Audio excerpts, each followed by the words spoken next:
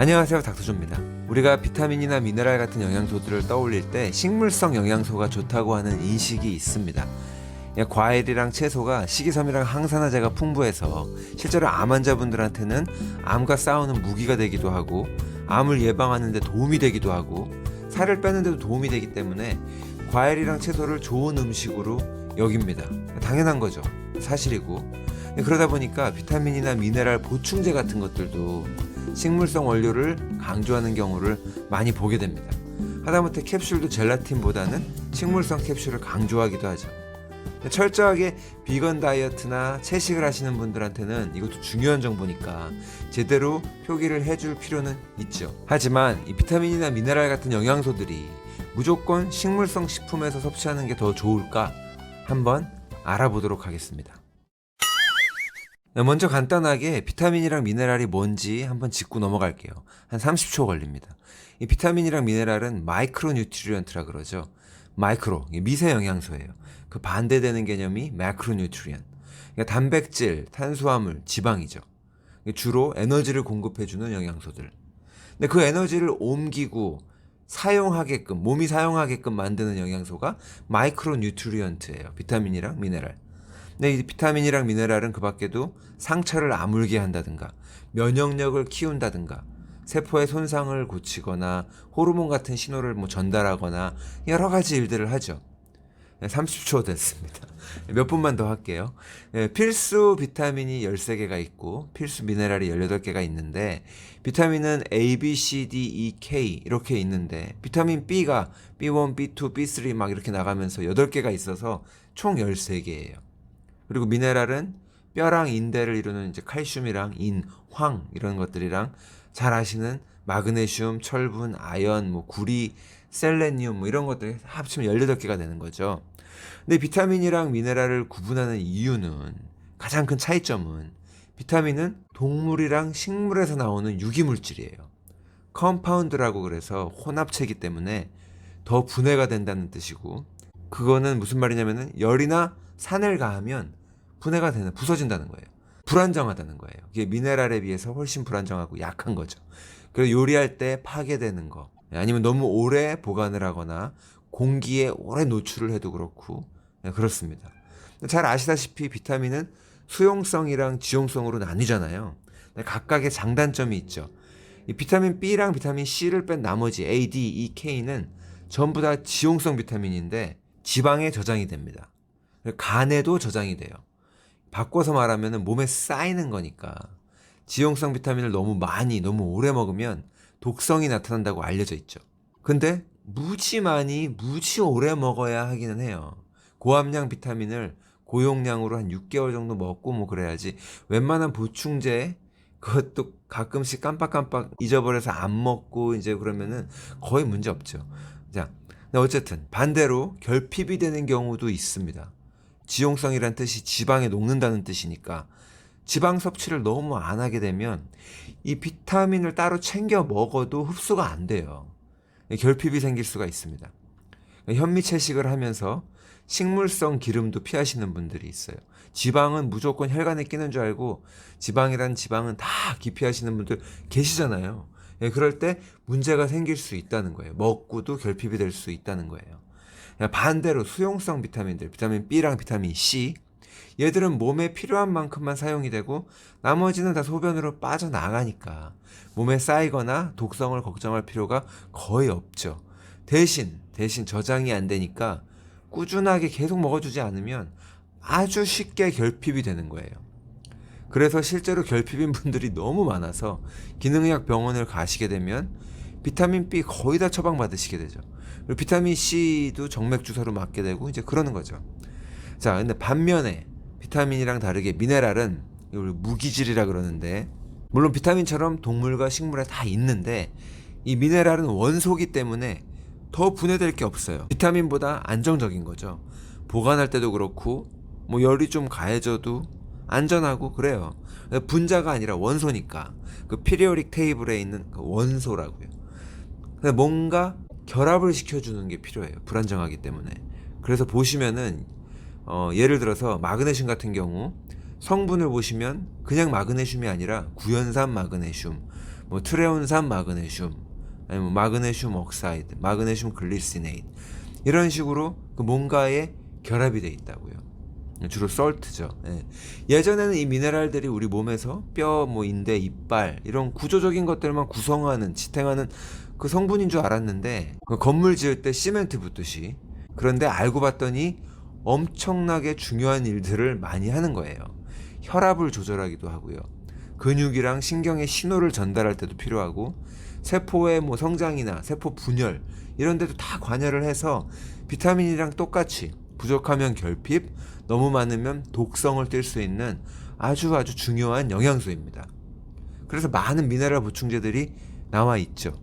자, 그러면은 많은 분들이 궁금해 하시는 비타민이랑 미네랄의 이 소스, 동물성 식품에서 섭취하는 거랑 식물성 식품에서 섭취하는 것 중에 뭐 어떤 차이가 있는지, 뭐가 더 나은지 한번 알아보도록 하겠습니다. 일단 첫 번째로 기억하셔야 될 것은 식물성 식품, 그러니까 채식을 할 때 완전한 영양소를 섭취할 수가 없습니다. 이 사람한테 필요한 필수 영양소 중에 몇 가지가 비어요. 반대로 육식은 완전하게 컴플리트한 영양소들을 공급해 줍니다.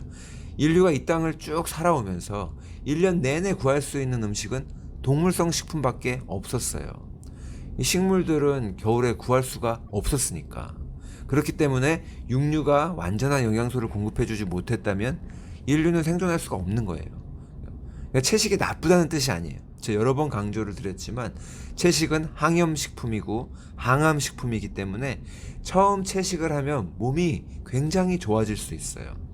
간도 깨끗하게 청소가 될 수 있고요. 정신도 맑아지고 피부도 좋아지니까 활력도 넘치고 너무너무 좋은 컨디션이 좋아지는 거예요. 그런데 장기적으로 채식을 하면서 건강을 유지하기가 어려워요. 컨디션이 도로 안 좋아질 수 있어요. 부족한 영양소들을 따로 잘 챙겨서 먹어줘야 되고요. 운동을 꾸준히 하고 잠을 잘 자주고 뭐 그러면은 괜찮을 수 있어요. 이게 단식이랑 비슷한 것 같아요. 단식을 하면 젊어지고 활력이 넘치고 피부가 좋아지고 살도 빠지고 장점이 이루 말할 수 없이 많은데 단식이 좋다고 계속 단식을 하면 굶어 죽잖아요. 채식이 약간 비슷해요. 항염, 항암 식단인 채식이 좋지만 계속 하게 되면 사람한테 안 맞는 부분이 있어서 반드시 다른 건 몰라도 부족한 영양소들을 따로 챙겨줘야 됩니다. 자, 이 비타민 중에 비타민 B12랑 비타민 D 그리고 비타민 K2는 식물에는 없는 영양소예요. 비건 다이어트, 완전 채식을 하면 결핍되는 영양소예요. 뭐 비타민 D는 햇빛을 쬐면 되니까 어떻게든 해결을 할 수 있겠지만 비타민 B12랑 비타민 K2는 섭취를 못하면은 얻을 수가 없는 거예요. 비타민 B12는 DNA, RNA를 만들고 혈액세포를 만드는 중요한 영양소잖아요. 그래서 결핍되면은 빈혈이 생기는 거예요. 부족하면은 만성피로랑 무기력감이 생겨요. 더 계속 이어지면 우울증 생기는 거예요. 그리고 조기 치매까지. 신경계가 다 망가집니다. 그리고 비타민 K 같은 경우에는 K1이랑 K2로 나뉘는데 K1은 동식물에 다 있어요. 그런데 사람한테는 K2가 중요한데 이 K2는 동물성 식품, 육류에만 있다고요. K2가 또 세분화돼서 뭐 MK4, MK7 이런 식으로 구분이 되잖아요. MK4도 동물성 식품에만 있어요. 이 K1이 MK4로 변환이 되기는 하는데 양이 충분치가 않은 거예요. 자, 또 다른 것들을 비교를 하자면 비타민 A부터 쭉 볼게요. 비타민 A는 동식물에 다 존재해요. 다 존재하지만 동물성 비타민 A가 식물성보다 20배가 더 흡수율이 높아요. 20대 1. 그러니까 식물에 들어있는 비타민 A는 사실 비타민 A가 아니라 캐로티노이드라 그러죠. 비타민 A 하면 생각나는 그 당근. 예, 이게 우리 몸속에서 비타민 A로 바뀌어야 돼요. 그래서 일반적으로 비타민 A 보충제를 만들 때 생선 간에서 추출을 하고 간혹 가다가 비건 다이어트 하시는 분들을 위해서 해조류에서 추출을 하기도 하는데 흡수율이 낮습니다. 비타민 B도 채소나 과일에 많이 있지만 동물, 육류에 있는 비타민 B가 훨씬 더 섭취하기가 좋아요. 흡수가 잘 돼요. 그러니까 앞서 말씀드린 비타민 B12는 아예 동물에만 있고요. 그리고 비타민 C는 식물성 비타민 C가 더 낫습니다. 이 비타민 C도 동식물에 다 있어요. 하지만 식물에 훨씬 더 풍부하게 많죠. 그리고 비타민 E도 식물에서 섭취하는 게 더 낫다고 알려져 있습니다. 이거는 동물성 식품에 부족해서가 아니라 동식물 다 풍부한데 채소 과일에 조금 더 풍부한 게 맞고, 이 채식을 하게 되면 불포화 지방산이 산화되는 거로부터 우리 몸을 보호를 해줘야 되는데, 비타민 E가 항산화제다 보니까 그 채식을 통해서 비타민 E를 많이 섭취할 수 있게 되고 자연스럽게 그런 보호가 일어나는 거예요. 비타민은 그렇고 미네랄은 야채 채소에 충분한 미네랄이 있습니다. 충분하고 보충제들도 좋은 제품들은 식물성 미네랄로만 만들죠. 근데 채소를 아주 많이 먹어야지. 그렇지 않으면 보충제로 먹는 게 나아요. 식사 전에 나오는 샐러드나 밑반찬에 있는 채소, 야채를 조금 먹고 그 스스로 뿌듯해 하시면 안 됩니다. 아예 그냥 채식을 해서 완전 채소만 먹든지 아니면은 미네랄 보충제를 추가로 먹어줘야 돼요. 순 탄수화물, 밀가루, 빵, 밥, 국수 이런 거 먹고 채소 조금 먹으면 완전 결핍됩니다. 그 잡곡의 곡물이 비타민 B도 그렇지만 미네랄 흡수를 방해해요. 예를 들면 철분 같은 거. 철분은 식물성 식품과 동물성 식품 양쪽에 모두 존재하죠. 근데 생체 이용률이 차이가 많이 나요. 동물에 있는 철을 햄철이라 그러고 식물에 있는 철을 비햄성 철이라 그러는데, 여기서 말하는 햄은 소세지 햄이 아니라 그 헤모글로빈 할 때 그 햄이에요. 근데 우리가 피 흘릴 때 그 피에서 쇠 냄새 난다 할 때 그거죠. 근데 동물에 있는 햄철이 식물에 있는 철보다 생체 이용률이 3배가 더 높아요. 그리고 더 문제는 식물에는 그 철분의 흡수를 방해하는 엔타이 뉴트리언트들이 들어있습니다. 현미에도 많은 피트산 같은 것들인데요. 그 철분뿐만 아니라 다른 미네랄들을 다 흡수 못하게 이 피트산 같은 것들이 흡수를 방해하는 거예요. 동물들이 자기들을 뜯어 먹으니까 식물들이 이걸 방해하려고 파이로케미칼들을 만드는 거죠. 비타민이나 마그네슘, 철분, 칼슘 같은 영양소들을 흡수 못하게 방해하는 거예요. 안 그래도 식물성 미네랄은 생체 이용률이 낮은데 흡수까지 못하게 방해를 하니까, 그렇기 때문에 채소를 조금 먹고 샐러드 조금 먹고 스스로 기특해 하시면 안 되고 차라리 보충제가 낫다고 말씀을 드리는 거예요. 실제로 독일에서 연구를 했는데 비건 다이어트, 이 채식을 한 여성들이 그냥 잡식을 한 사람들하고 비교를 해보니까 철분을 먹는 양은 똑같은데 피검사를 해보면 결핍이 훨씬 많은 거예요. 흡수가 안 되니까 똑같이 먹어도 결핍이 되는 거죠. 그러니까 먹는 게 중요한 게 아니라 흡수하는 거랑 이 몸에서 사용되는 게 중요한 거예요. I am what I eat. 그래가지고 먹는 게 곧 나다 그러는 말이 있죠. 근데 그게 아니라 흡수하는 것만 나인 거예요. 실제로 채식하는 분들의 한 40% 정도가 철분 결핍입니다. 그러니까 점검을 해보시는 게 좋죠. 철분이 부족하면 생기는 증상이 대표적인 게 빈혈이 있고, 아까 비타민 B12도 비슷하지만, 그리고 또 만성 피로랑 기운이 없는 거예요. 그리고 기억력이나 판단력 같은 것들이 떨어지기도 하고요. 나이 들어서 우리가 건망증이라고 웃고 넘길 일이 아니라는 거죠. 이게 조기의 치매로 연결될 수 있는 거예요. 자, 그리고 또 미네랄 중에 요오드랑 아연은 비타민 B12나 K2처럼 아예 없는 건 아니지만 동물에 비해서 식물에 많이 부족한 영양소들 중에 하나예요. 자, 그러니까 비타민, 미네랄, 영양소를 이야기할 때 이 3가지를 염두에 두셔야 돼요.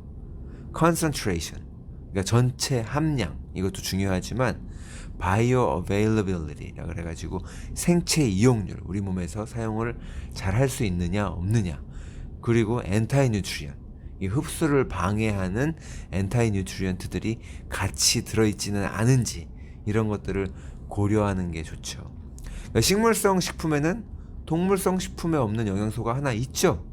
비타민, 미네랄 같은 마이크로뉴트리언트가 아니라 매크로뉴트리언트에 속하는 바로 식이섬유입니다. 이 식이섬유는 사람한테는 필요 없다라고 하는 주장이 있는데, 저는 단점보다는 장점이 훨씬 더 많다고 생각하고요. 다만 개인의 장 건강 상태에 따라서 이 식이섬유가 문제를 일으키기도 하죠. 관련 영상을 보시면 도움이 될 것 같아요. 근데 한 가지 주의하실 것은, 식이섬유가 마그네슘 같은 미네랄에 달라붙어서 이 식이섬유는 소화가 안 되고 그대로 똥으로 나오는 거잖아요. 그러니까 이 마그네슘에 달라붙어서 마그네슘을 그대로 끌고 나온다고요. 이 엔타이 뉴트리언트로 작용을 하는 거예요. 귀한 마그네슘을 흡수를 못하게 방해를 한 거죠. 그렇습니다. 이 다음 영상에서는 비타민이나 이 미네랄 보충제들, 영양제들 도대체 뭘로 만드는지, 원료가 뭔지, 어떤 원료가 더 좋은지 한번 알아보도록 하겠습니다. 감사합니다. 건강하세요.